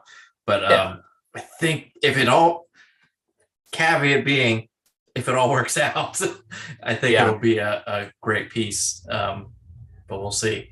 Sweet. Elixir Toys, what's happening? Thank you for coming in. Man, so anything else? Any other pieces out there you want to talk about? Dude, you showed us a lot, man. Not one of my pieces, but I do want to share this. Oh, yes. This took a very long time to get here, but was it worth it? This from Feral Foundry. Mm-hmm. Who, one of like the nicest people that you could possibly talk to in this scene. Like that could be said about pretty much everybody. But like such a nice guy, so good at these things. And then it's another one of the Ben's Matt collabs. Oh, hell yes, dude. Hey, and for you, when did you get that? Like, when did it arrive in the mail? It came about a week ago. Okay. See, because it was shipped early December. So wow. I think there was like a Royal Mail strike or a delay of some sort. And then Christmas, and so it's like, everything just kind of crazy. But and they're not shipping stuff out right now either, because I snagged one of those too, and he hit me up the other day and he said, hey, they're not accepting shipments to the United States right now, so I'm gonna have to wait. It must have just snuck through, because or there might have been like a window where things resumed and it went through, but it was it was well worth the wait. And it's those are sick, man. And you're right, Droid Foundry collab. Those are sick. I'm glad you held that up. That gives me a good idea of the scale. It was kind of hard to tell what the scale was. It's and like, again, the whole thing about just like, if you have something in mind, you talk to somebody about it and you get like something a little different. Because it was a while ago when Fletch and I did the unboxing extravaganza that just was like the massive unboxing. Right. I had the brain canister from them. Yes. And so like when we were talking about this, it was like, oh, if it's at all possible, like to have this match that, like in terms of like the same colors and everything. Yeah, there you go. And it worked out, and he was able to do it, and yeah, I'm very very happy with it. But that's really the only new thing I've got for a while. Other than I was very pleased to stumble across an old heavy metal Lord of Light figure at a local shop for $9. Wow, I was very excited about. There you go. Yeah, so it's like, I don't know. I was gonna open it up and put it on the shelf, but it's like that card art, so it's like the die cut card and everything. Yeah. It's like, or I'll go back. There's 2 more. Does anybody want one? They're $9. I'll pick one up and send them to somebody. That's good, man. These guys. If a local store has 2 more of these, $9? $9, and it's the glow in the dark Loot Crate version. So it's, yeah, I was like, $9, can't pass that up. What? Yeah, I don't get it, man. Where are those $9? I don't know. They're not in like the best shape, like the yeah, they're cool. Those are way holes cool. kind of punched, but yeah. Yeah. All right, sorry, $10. But still. Well, see, now I'm not interested anymore. Now I just ruined it for everybody. Well, you hit double digits. That blew it. Done. We're done. Throw it out. Northwest Atheist. What's up, dude? Thanks for coming back.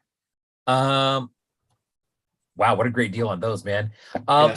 Let's do this, dude. So we'll probably jump into the tour.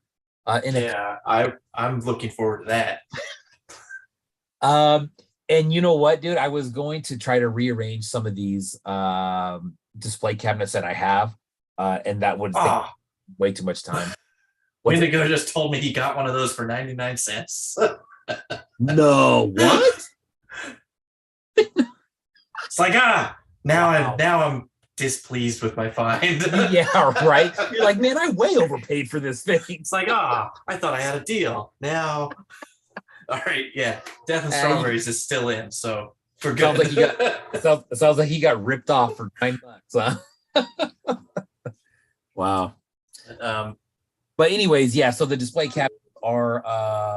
I'll probably just jump around a little bit because there was no way I was trying to read them and ended up getting home late, and so it's just not going to happen. But yeah, we will take a look at a couple different things. The only thing is, dude, if there's something that you either want to talk about or show just for like a couple minutes, or not even long, like I just have to move my computer over to a different part of the room. Okay, that's a good time to do this then. Where did I put it?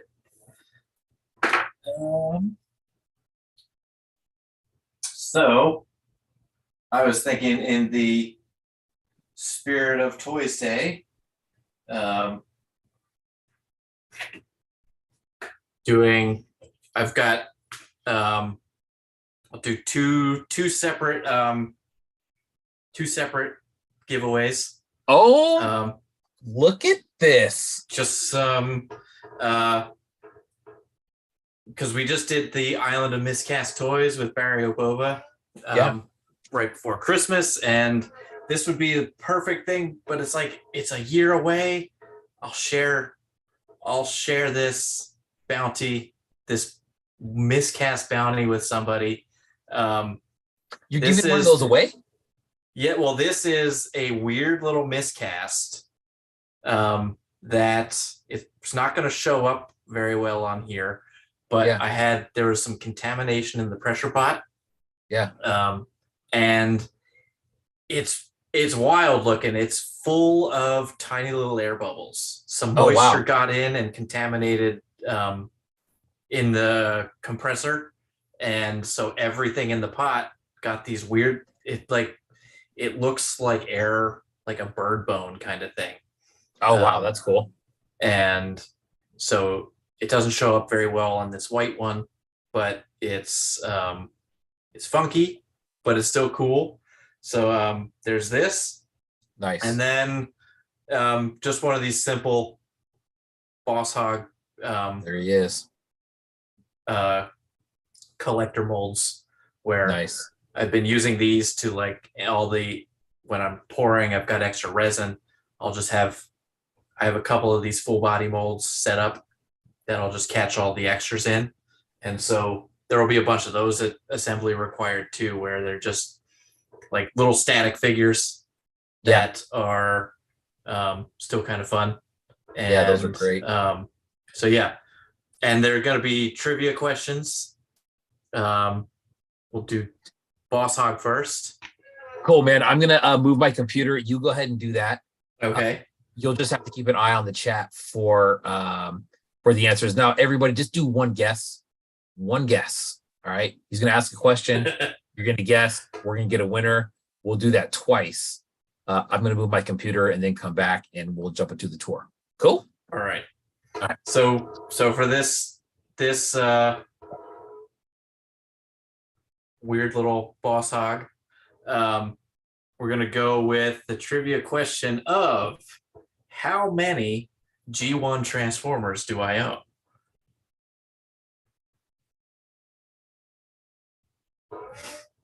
So yeah, if you want to take a guess how many G1s I've got, put a guess in the chat, and I'll send this out in a couple stickers to whoever. I'll say, good, nice guess, Jazz. I'll say closest without going over, but if no one is on the number or if no one's on the number or under, I'll just go with whoever's closest.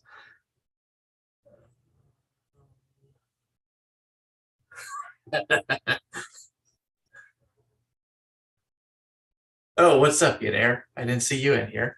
How you doing?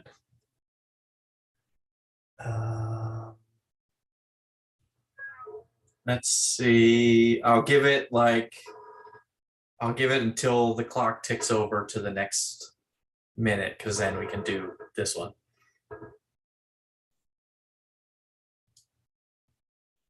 All right, I am looking through at all these numbers. Okay, I see one that's oh nice. Say hi to Evram for me, man. I see one person is, no one's on the money, but there is somebody who is very, very close. So all right, any other guesses? Last call. 5, 4, 3, 2, 1. All right. The answer is 3. It's not a lot. You can see 2 of them. There's a Grimlock and a Grapple, and somewhere else in the house there's a I think it's Inferno, the fire truck. And I saw closest without going over is Yanair guessing 0. So 0, 1. So yeah, that's that one. So it's not often that the number 0 wins a trivia question, but there we go. And we'll move right along to this guy. This one is not a number question. This question is, what movie have I watched more than any other movie? There are 2 acceptable answers. If both are guessed, I'll come up with something to make sure that both people get something. And so yeah, what movie have I watched more than any other movie? 2 acceptable answers. If both are guessed, I'll make right with both people. I'm looking at Yenner Ballin's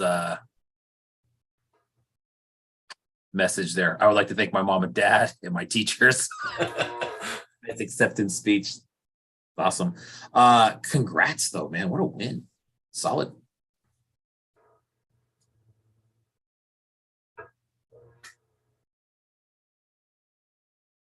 All right. Again, we'll give another Colin and Skilled One both guessed Bill and Ted's Excellent Adventure. It's a solid movie. Solid movie. Not gonna give anything away right now. Oh man. The debate over movies, man. I was just on a business trip and you know, when you get some people together who don't really know each other, somebody tries to spark conversation, and one of them was yeah, I should give something to Jazz Wizard for making me laugh as much as he has. Man. Jazz. I do have to say, most of the guesses are it's like people are getting into my brain here. But Colin with the Burbs, dude. I just watched The Burbs last weekend. So did I. I watched it. Actually, that was one of the movies that I downloaded on Netflix to take on the plane with me. Great movie, dude. Gets a little weird with the you know, like the satanic devil. That seemed a little bit off, but besides that, dude, that's a funny movie, man. Yeah. All right. Any other guesses?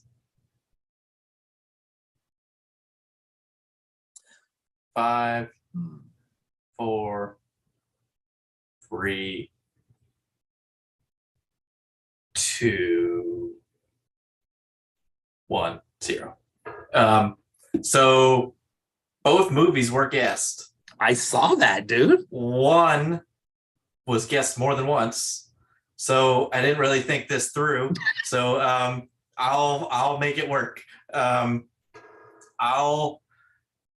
So it was Baba Drak guessed Monty Python, The Holy Grail. Yeah. And let's see, where are they? Dr. Ease and Carolina Cool Cat. They figured out Jurassic Park. I could watch both of those movies and I could quote them start to finish. Nice. I have watched them, well, some might say too many times. And it's never too much. So yeah, I'll dig up I'll come up with another thing so that everybody gets something. So yeah,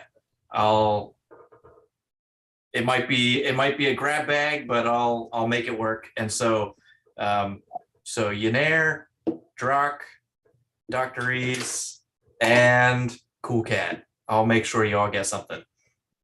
Wow, that didn't go according. It didn't, but it kind of did. So yeah, that's good. Cool, man. It's like, yeah, quite a few people getting some good stuff. That's awesome. You do it for doing that. I was thinking about that movie, Folklore. Baby, that's a wild and weird ass dinosaur movie. Wow, that's a rare one. That's a deep cut. Deep cut. That's a real deep cut. Dude, I would not have probably ever thought about that movie again unless he just said that. Yeah. What a random ass movie, dude. Wow. But yeah. So congratulations everybody. I'll reach out, get addresses if I need them. I think I've got some, but I'll get the rest and send some goodies out. Sweet. Folklore says, but nobody likes or remembers Baby. True on both. I honestly don't remember if I like it or not, but I definitely have seen it and remember it weirdly. Yeah, exactly. I can picture it. Probably one of those ones I only saw once, and gosh, dude, I couldn't even call what year that came out. I would say 80s. Yeah, it was late 80s, maybe.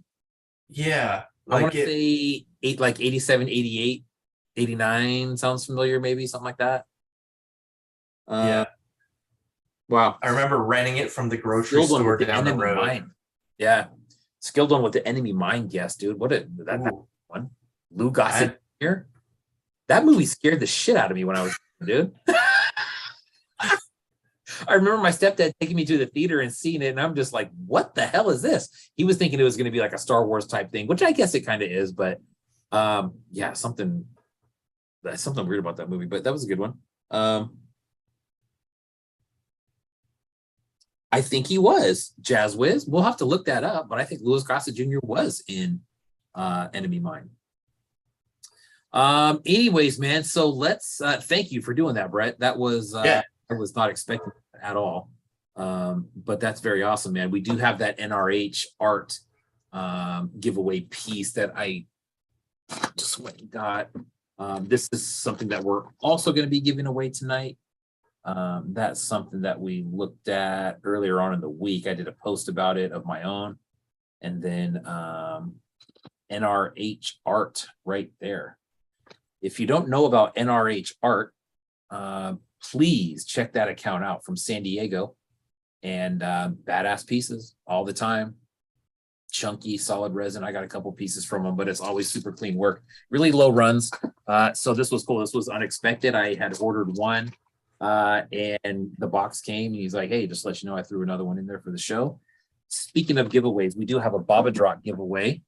He did a piece that he was taking bids on, and I thought that might be a cool way for him to get rid of a piece and then get the show a piece too. Yuckamuck is another one who donated a piece that we're going to look at next. Yeah, I have an unboxing from him to do, and I thought it'd be good to line that up with the giveaway. So he supplied something, one of his more recent pieces that's going to be super sick. Yuckamuck. So watch out for that one next week. Tour time. We ready? Let's do it. I think we're ready. Jeez. Skilled one, Mac and Me. That was another one. Gosh, dude, now we're talking about some random movies, dude. I got that Barbarian Rage. Actually, yeah, right here. Speaking of Mac and Me, that's that Barbarian Rage piece.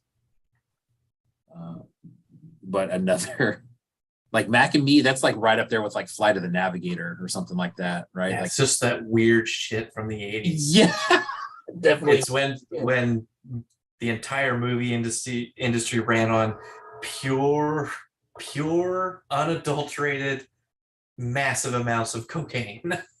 Yeah, no. So the tour. So basically, what I have here is like, if you guys are familiar with the Detolfs from IKEA, it's basically just like a long rectangular cabinet with a door on the front that has 4 tiers. I have a few of those lined up in a row here. I'm not going to go through every single one of them, but I will go through different tiers of them. And I may show one of these cases on the wall because one of these, so what we're going to see is this. The first shelf is going to have random stuff on it. The second shelf is probably going to be this Hurt Toy shelf. I do want to show the Lab Monkey 9 shelf. And then... That'll be a good shelf. Yeah, that's a solid shelf. And then there's, I don't know, we'll see how much time there is. But so basically, I'm just going to grab the camera off my computer here. If anybody has any questions or wants me to go back on something, Brett, if you could be a prince and maybe just keep an eye on that while I'm... sorry. I was responding to something. Can you say that again? Well, you missed the assignment already. I failed you. I was just saying, if have you done the dust proofing of the Detolfs? What is that? What is that, skilled one? Dust proofing? No, I haven't. Let me know about that. All right, here we go, man. We're just going to get started. If anybody has any questions, go ahead and put them in the chat. Or you want to see something a little bit longer than what I moved through. Hopefully this will be as steady as can be. We will see. All right. Let's see here.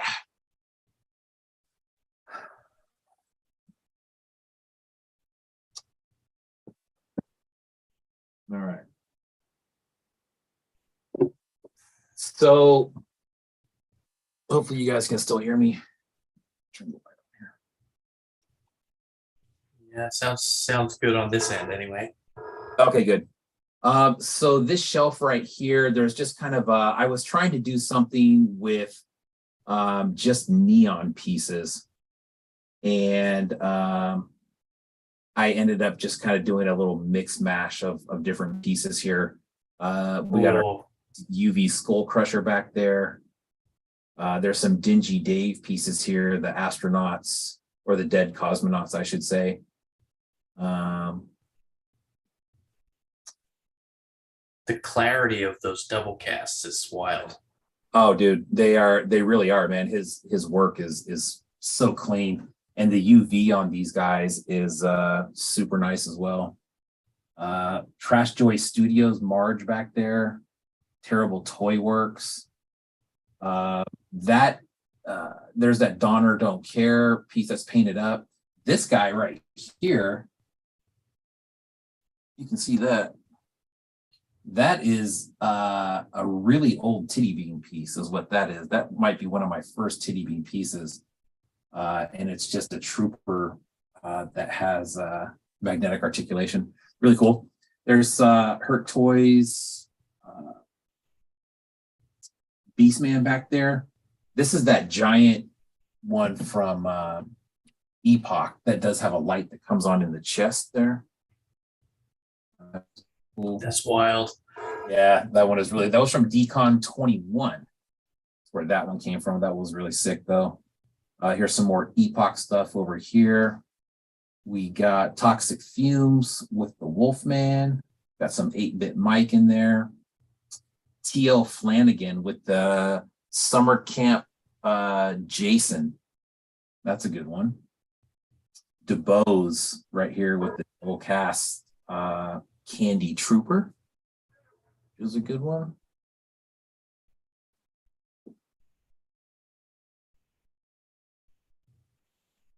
So there's that shelf. Now we're going to move down to the Hurt Toys shelf. I don't have a light in this one, so I'm not sure how this is going to look here, but we'll get a close up on some of these. So this is a Hurt Toy shelf. I just kind of put, this is not all my Hurt stuff. There's some more, but I just didn't have room for it in here. So we got that Skull Crusher in the back there. That piece in the middle is wild. That's that heavy metal Hanukkah piece. Yeah. Oh, that thing's amazing. Dude, that really is. I actually tried to build this display around that piece. And you're right. That is a wild, wild piece. And then there's that red and black Skull Crusher there. That is a Pumpkin Crusher Halloween special right there.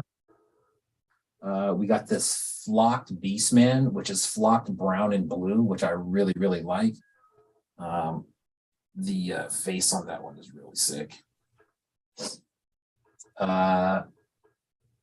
Painted Spider-Man. El Solo Lobo is a character that he created. He kit bashed that together.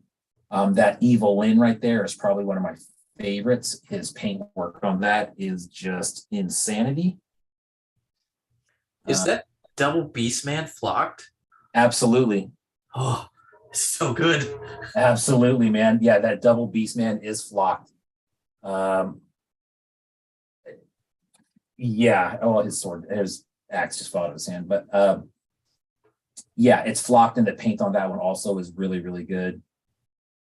These are those newer pieces that he just did. That one, I love the paint on it. Something about that gray and brown. There's a Forco, so a four-armed Orco that he made. And that's casted in black and then painted with red detail. That was really, really sick. While we're over here and I got porpoise in the house, we might as well just mosey on down to this next cabinet. This one right here is kind of still in the works. There's a bunch of stuff going on here. There's porpoises. There he is. Yeah. Sitting there in good company with some Carolina Cool Cat. There's a Pendragon piece that has some parts I still need to put on it. Trash Can Monster. Intergalactic Active Shooter is the name of that one. That's one of my all-time faves. Some Crimson Guard Immoral back there. There is a Money Mantis from Toxic Fumes. We got quite a few. Oh, that Money Mantis is such a cool figure. Yeah, dude, it really is. There's a bunch of different versions, and I'm kicking myself because there was one in E2K, an all glow one, for like $40, and it was there for a while, and I went back to snag it, and sure enough, it was gone, which was really cool. And then there's that Kerfloss piece that he just released at Decon. There's some Pendragon piece over here, which is really cool. I'm sorry, not is it? Cronin Builder. Is that one of the Ewalking Deads? Absolutely, it is. Yeah, nice. From Killer Bootlegs. That one, dude, the detail on the guts and stuff in that one is really, really sick. But Cronin Builder were these other ones over here. I miss Cronin Builder, man. That guy had built a world that is just insane. I hope he's just working on stuff, but Cronin Builder is another great artist. This tall guy back here was a kit bash from Dr. Toyz. Are you familiar with Dr. Toyz? I'm not. Yeah, he's got a lot of followers and he does a lot of YouTube videos. But that was a kit bash and repaint that he did. Picked that up at Decon 2 years ago. That ocular rhombus piece back there, that's one that I have not posted yet, but I love that one. Crimson Guard Immoral with the He-Man. God, dude, it's like a He-Man. I'm sorry, not He-Man, but Mr. T Centaur type thing from a scraps show. There's another one back there. And then, of course, the General's piece right there. Look at that bad boy. Massive. Yeah, it's a big honker. Yeah. It's like a pound plus. Yeah. Shed says, great YouTube channel, Dr. Toyz. Agreed. Yeah, that Ewalking Dead is sick. All right, we're going to jump over to a different cabinet now. This one I'm just going to show real quick because there's some pieces that are out of here, and I'll do a whole nother tour on this one. But this is basically a Healy Detolf. I'm just going to do a quick run through right here. This is all Healy stuff in here. That's one of my favorites, the Carded Wrestler set right there. This is all SWWF. In this area, not all of them, but I'm trying. There's some Quackulas down there. And then this is mostly vinyl stuff here from Healy, which is kind of an ongoing thing. And then this bottom shelf is just kind of just more pieces. I really wish I could get these up off the floor or off the ground or raise these shelves higher somehow, but yeah, that's quite the Healy, the pile of Heelys.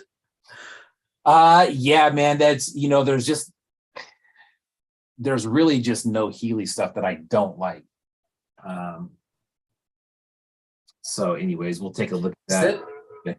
Up on the top shelf, is there that I forget what the character is, but that like pixie Oh, oh yeah, Yeah, so there's two. Well, there's two different versions. There's two different poses, so two different characters, and then this one is in the neon, and then in a like a blue and black marble. Yeah, those are real cool. That sculpt and the pose and everything. Those are that's a really interesting figure. It really is, man. And I know the story behind those. When he acquired those, he was actually going for one figure, and he had to buy the set. And it's actually some toys that are made in Spain, I believe. So it's a Spain character. But I did some research, and you can find those. I mean, they're out there. So anyway, so there's that. We'll take a look at just this top shelf of 5.5s over here. This whole Detolf is all 5.5, but we'll just take a look. Oh, some quad tees. I saw there. I saw quick tones. That top shelf is Rainbow Yawn. Oh man. Second shelf is the third shelf, Tone Twisted Tiger. And then, of course, the Barbarian Rage right here. That one in the middle is just bonkers. The Barbarian Rage? Yeah. Yes. That was a find of finds. That hit somebody's story at one point and said, hey, I got this thing for sale. And I messaged them, almost had a heart attack. And it was still available. So those are so that was somebody else had it and was looking to just pass it on. Yes. Man, talk about being in the right place at the right time. You got that right, dude, because I looked for these for a long time and I've just never seen one. And I don't, have the guts to ask Scott, like, hey, would you make another one of these? But maybe I'll ask him. I'm going to try to get him on the show here in the next month or so, which will be really cool. But so that's 5.5s. There are other 5.5s in this cabinet that I'm not going to go over, but there is quite a few. And then lastly, we will take a look at Lab Monkey 9. Oh, that shelf. Yeah, man. So that's probably one of my favorite shelves. The mummy with his hand in his pocket. Yeah. Yeah. Oh, dude, that mummy manager. That's a great one.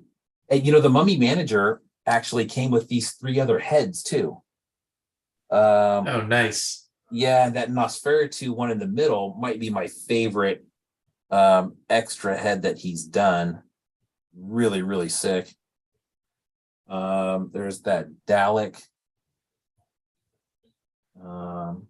Bobo the Uninvited Clown is always creepy as shit. The Metaluna Mutant behind the bootleg show. We got the Goro right there from that Toy du Jour show, Button Mashers, I believe. That Goro is like, I can't, like, it's unreal how insane that piece is. You're right, dude. Like, it's like got the hair, it's got the forearm, like everything, like it's just crazy. Right. Like, where do you even start with that one? It's crazy. Yeah, man. I mean, the bone comb, the rib cage bones on that guy, that is wild. And then this guy back here, that was from one of the Apocalyptic shows, I believe, last year's. And then that Frank was in the F is for Frankenstein. Came with a couple of extra heads there as well. And then the IG-88 style robot, I believe, was just off of his site. That was just a grab. I believe he had made 2 of those. And I snagged one of them. This is something else that he has, that clear Yoda head. Yeah, that thing's pretty cool. Yeah, crystal clear, man. Those are cool. This is something that I haven't seen, and I don't know how old it is, but he made these claws. Like they're like monster claws. They're really, really sick. And I don't know, where they came from or when he was making these, but that was an extra that he threw in at one point for something that I had bought. But that is the Lab 9 shelf. That is quite the shelf. Yeah, I love that one, man. That is, I think they all look really good together. So anyways, let me just. Yes, killed one. Cod pieces everywhere. Oh man, you know what's funny is I didn't even realize that about that piece until I had them all together, and I'm just like, dang, I got a lot of those those same pieces on there. Guild one says show above the desk. Okay, I can do that.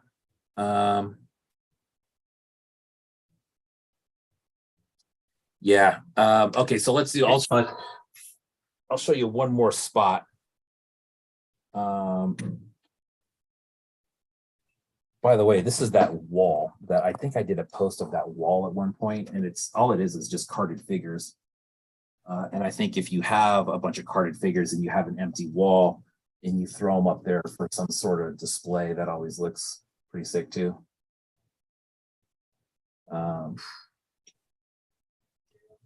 So, okay, I will show you above the desk.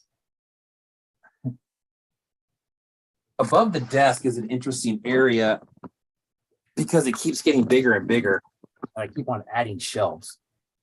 So let me sit down like I'm doing the show. Sorry for the jumbleness, everybody. I should have just turned the camera off there. So yeah, so here's above the desk. I have these clear shelves that I bought off Amazon, and they work really good. But there's a whole bunch of different stuff up there. All the little bitties.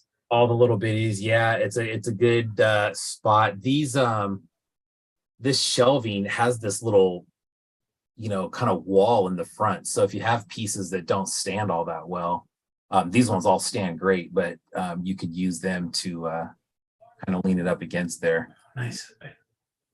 So there's some of those, but so those are the shelves that I added. Originally, and I guess it's still original, there's like two more like built-in shelves that are above my desk area. Nice. And there's a couple risers on there. There's some carded figures back there. If you zoom in on this, there's Babadrock. Yeah, green-eyed monster. There's some monster vat right there. There's some hurt pieces. In the front here, you have all these smaller titty bean pieces. JD Max sculpts on those bad boys back there, that 3 set. It's a dark. See you later, Strafe. Strafe's checking out. Right on, Strafe. Have a good night, man. And there's some more Hurt Toys stuff. There's a couple of pieces that fell, I see. So we're gonna skip that section. Rick Sands, a couple of those spray tanks right there. Those are cool. Oh, those tanks. Jeez. Yeah. Those tanks are fabulous. Yeah, very cool. Those came from Decon. Some Most Monstrous in there. There's some more Babadrock. There's the Kerfloss Gator section. 5 of those up there. Some more Orcos from her.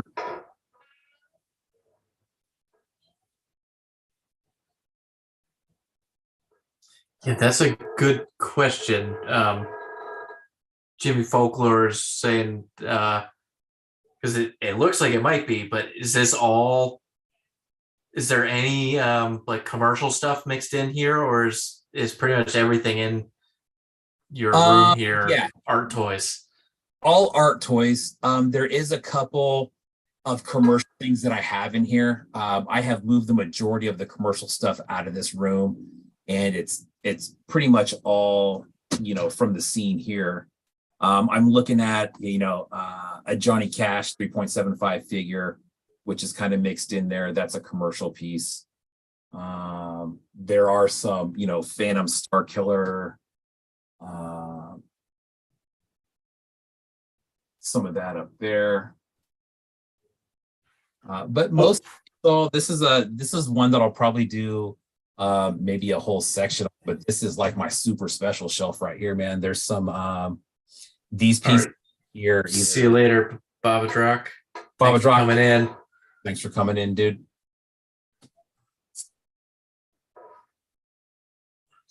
But yeah, the majority of the commercial stuff, there's some Super 7 stuff up there, but for the most part, the commercial stuff has been moved out and for the most part boxed up. Yeah, so that answers what I was about to ask. I was going to say, was it moved out to another spot or just put away? A little bit of both, unfortunately, and most of it, man, to be honest with you, has been put away.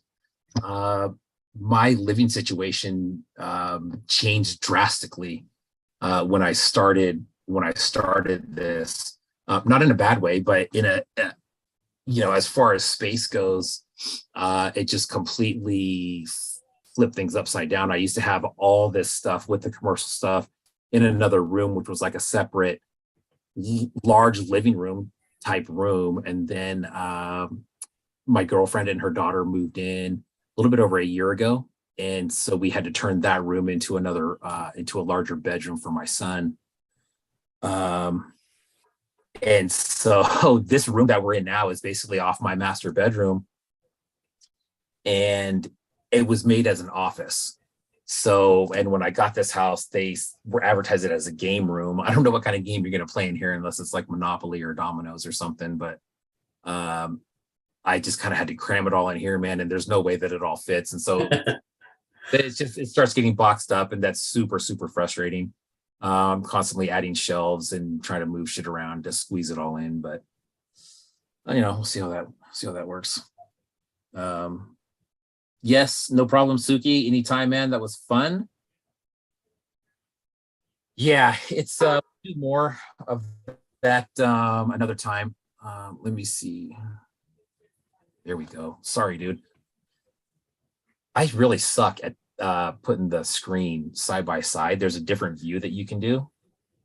Yeah, it's luckily I've got an ultra wide monitor, so I can have the Zoom window open and take up most of the screen, and just behind it have the chat poking out on the side, so that but then when I click over there, then it's like, oh, the video's like 10 seconds behind. Yeah, exactly.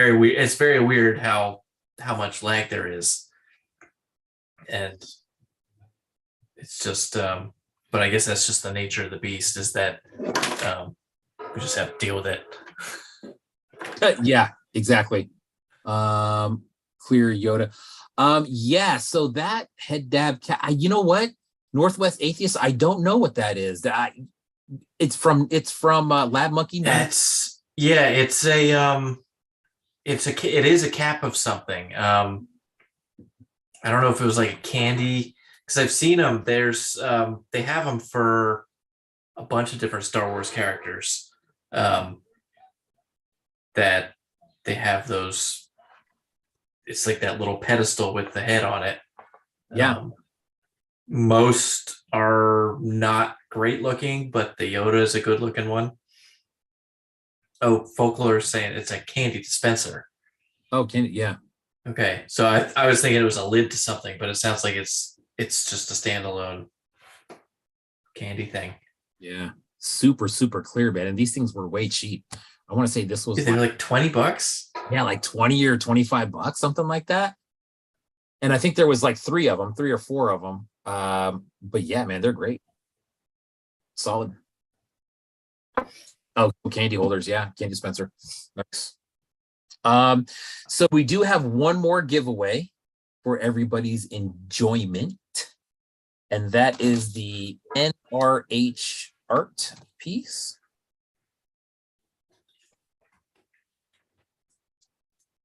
Bam. And on this one,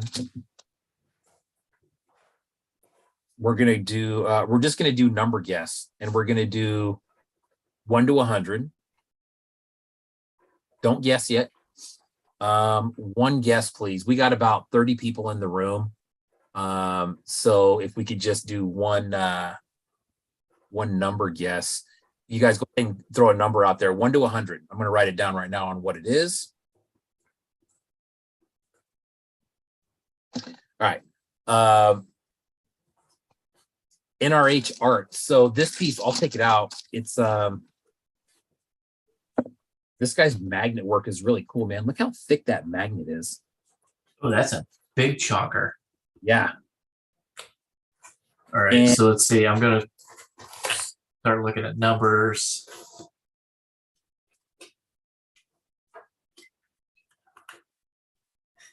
Jazz. 67, 21, 48.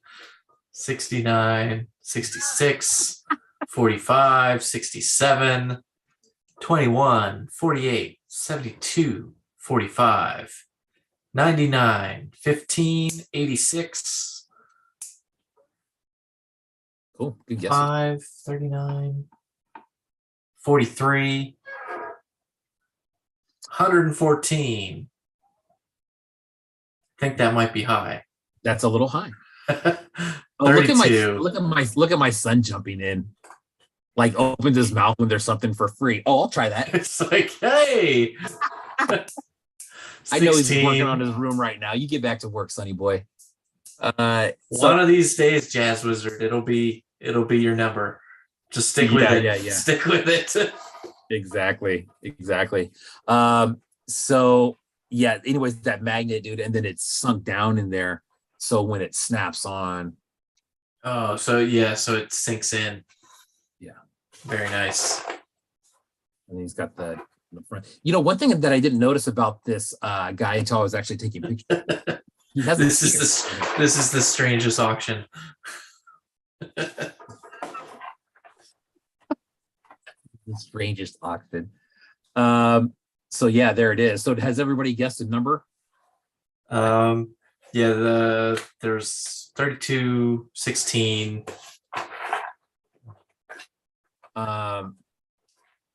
Yeah, so the number I have written 0. Yeah. 17 was the number. So is Recycle Galaxy. Recycle Galaxy's at 16. Yeah. Recycle Galaxy, big winner. Speaking of Recycle Galaxy, if you want one of those war boars, get your butt over to E2K ASAP. They got a nice stock there. There is a nice stock there, man, and they're all one-offs, right? It's like they're all like pretty different flavors from what I've seen. There you go, man. NRH art. Congratulations, Recycle Galaxy, man. That'll be cool to send your way.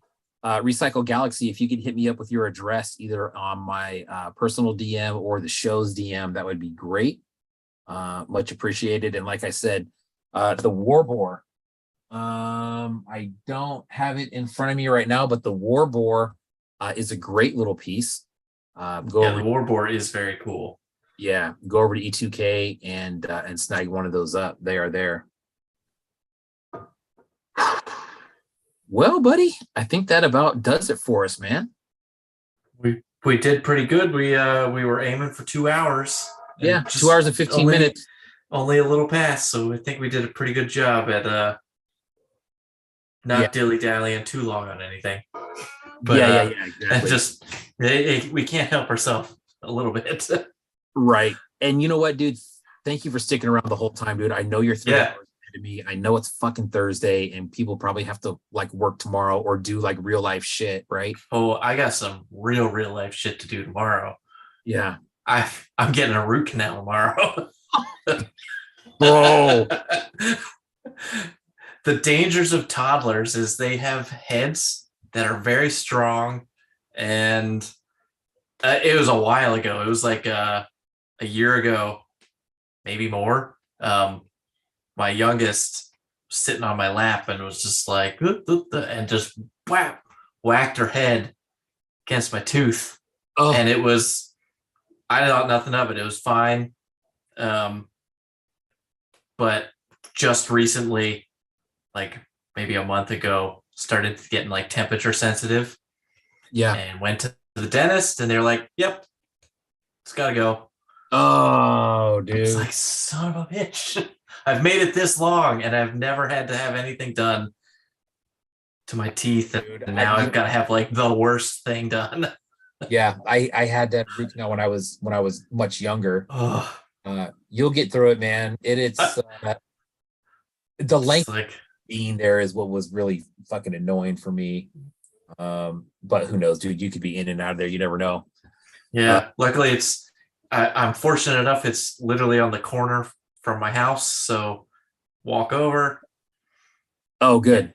Banged around for a little bit and come home and just who knows how bad I'll feel for a couple days, but nothing else I can do about it. Mr. Ordinary says, Jesus Christ, good luck. Oh, that doesn't make me feel so good. Oh, bro. And you saved it till a Friday? God. Yeah, well, it was supposed to be next week, but they called and were like, oh, they opened up a spot tomorrow, and they were like, if you want to come in sooner. It's like, fine, just get it done. Get it done and move on. Yeah, right. Shed Quarter says, have kids, they said. It will be fun, they said. Oh, man. I feel the exact same way, dude, but you're damn right on that last one. We just like death. But it is sure day in and day out. Yeah. But dude, seriously, man, thank you for sticking around the whole time. That was my pleasure, man. It's always a good time. And cool. We'll hopefully Crumbs will be back next week. When to go on next week? That'll be a good one. That'll be a good show. I guess he's also going to do the assembly required preview. Yes. He's got some seriously sick stuff cooking for that. So that'll be. And good. Hey, I'm just going to throw it out there. I've been trying to schedule a little bit, in the future. I think I'm almost booked out right now to the end of maybe middle of March for guests or something like that. But I do have a couple slots available. I'd love to get some people from Assembly Required on February the 3rd. Or I believe it's the 2nd. The day. 2nd, yeah. So February 2nd, if there's any Assembly Required artists that want to come on and show your piece, or pieces that you have, hit me up. Let me know. Let's make it happen. Yeah, that'll be a good one. Yeah, thank you, dude, for hanging around. Always a pleasure. Yeah, those pieces are sick. My wallet was gasping as you're starting to show those things. But they've been in hiding since before Christmas, so it'll be a good time out at Assembly Required. So thanks for coming in, thanks for hanging out. Thank you NRH Art for the giveaways. Thank you General Purpose for those 3 giveaways. Congrats to all the winners. Thank you guys for hanging out. Hopefully we will see you next week. Watch for the posts. Have a safe week. Have a great weekend. That's all I got. Yeah. Peace out, everybody. Cool. See you. Right on. Catch you next time. Peace. Right on. Thanks, everybody. Later.